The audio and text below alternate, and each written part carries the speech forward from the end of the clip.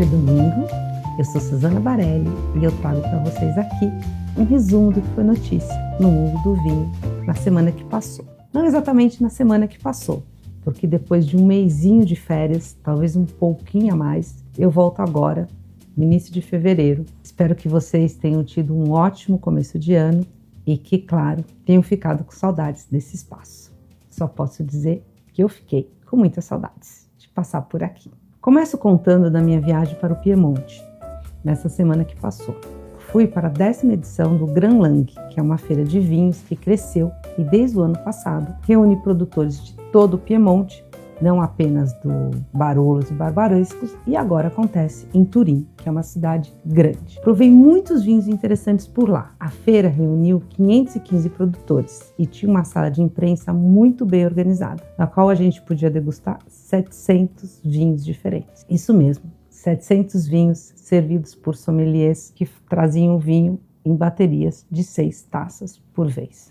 No Estadão, na Levan Filosofia, eu falei da Timoraço, que é uma variedade branca que quase desapareceu no Piemonte e atualmente é vista como uma aposta para os grandes brancos da região. Ela tem mais estrutura e acidez do que as demais variedades brancas da região e uma capacidade de envelhecer por anos e anos, talvez décadas, bem na garrafa. Tem muitos produtores apostando na variedade. Na CBN, por sua vez, eu trouxe desde uma visão geral da feira, contando como ela é organizada. Falei de vinhos elaborados com a Nebbiolo e não necessariamente Barolos e Barbarescos. Falei dos vinhos do Lang Nebbiolo e contei de um vinho elaborado com a Moscato, que envelhece pelo menos 5 anos embaixo da terra, na areia. Lembrei, inclusive, que eu já provei vinhos que envelhecem embaixo do mar e daquela aventura do Petrus, que envelheceu numa órbita ao redor da Terra. O Felipe Galta Rosa, da consultoria Ideal BI, publicou o fechamento das importações de vinho de 2025 e informa que elas bateram um novo recorde. O aumento foi de 4% em volume, somando 18,3 milhões de caixas, e de 6% em valor, somando 550 milhões de dólares. O Chile impulsionou o volume e a França o valor. O acordo de livre comércio entre o Mercosul e a União Europeia foi o tema do mês de janeiro. Atualmente, o governo brasileiro até está acelerando o trâmite da medida, e o maior problema está no Parlamento Europeu, que decidiu submeter à análise do Tribunal de Justiça da União Europeia, o que pode atrasar a implementação do acordo em até 2 anos. Mas, em linhas gerais, o acordo deve sair do papel e, nos vinhos, ele retira a tarifa de 27% da importação dos vinhos europeus. E isso pode, aliás, deve mudar o perfil do mercado brasileiro. Portugal, que já tem uma presença grande, deve ganhar maior participação. E a Itália está olhando bastante para o nosso mercado. E eu respondi muitas e muitas perguntas sobre o Brasil nessa minha estadia na Itália. A Espanha também deve ser favorecida, principalmente com seus vinhos baratos. Do outro lado, é esperado que o Chile perca competitividade e os produtores brasileiros estão pedindo compensações para poder lutar de igual para igual com os vinhos europeus. Tem um texto ótimo do Ricardo César na newsletter do Guia dos Vinhos.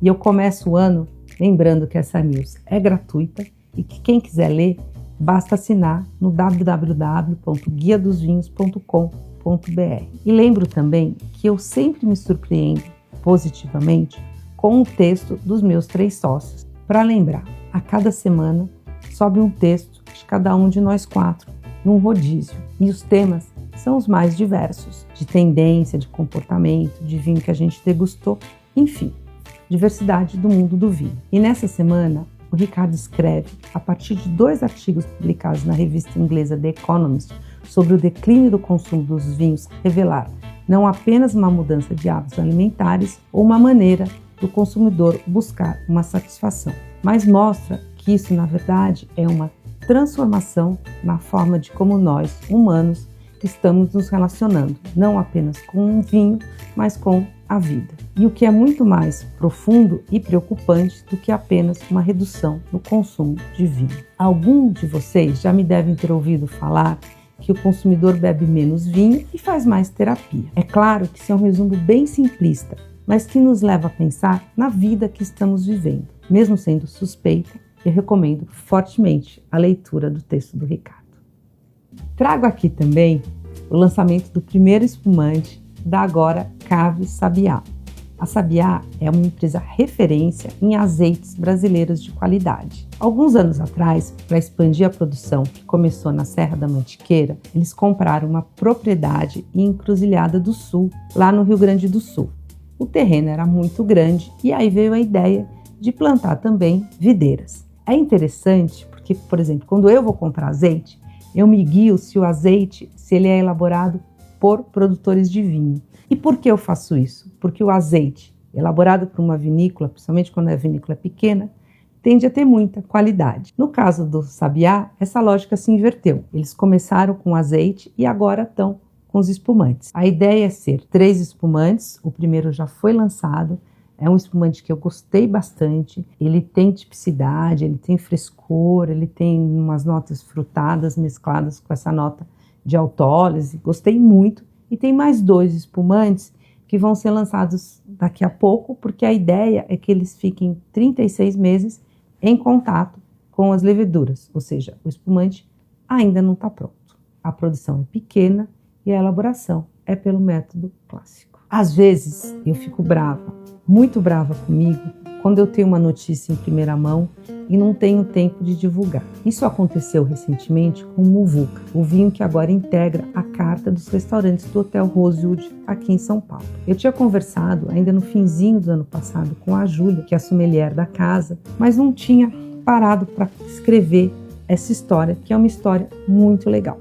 E o vinho acabou sendo lançado oficialmente nessa semana, quando eu estava na Itália. O interessante é que esse vinho é elaborado lá na Casa Tessa, que é uma das vinícolas que se destacam na Serra da Mantiqueira. É um projeto do advogado Pedro Testa, que faz os seus próprios vinhos, e aqui ele conta com a consultoria do Pierre Lurton, que é um grande enólogo francês, mas ele também está fazendo esse vinho com o Rosewood.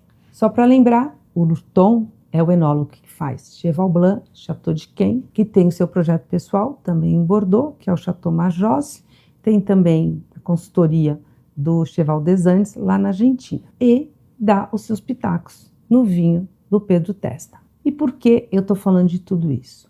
Porque nessa semana o Javier Clonet, que é um especialista, um francês especialista em terroir, que também dá consultoria para esses vinhos franceses que eu citei e também para projetos no Chile, na Itália, na Espanha, ele vai estar no Brasil falando exatamente de terroir e o terroir da Casa Tessa. Então a minha ideia é recuperar toda essa história, falar do Muvuca e falar dos novos projetos da Casa Tessa. Mas isso eu trago para vocês na semana que vem.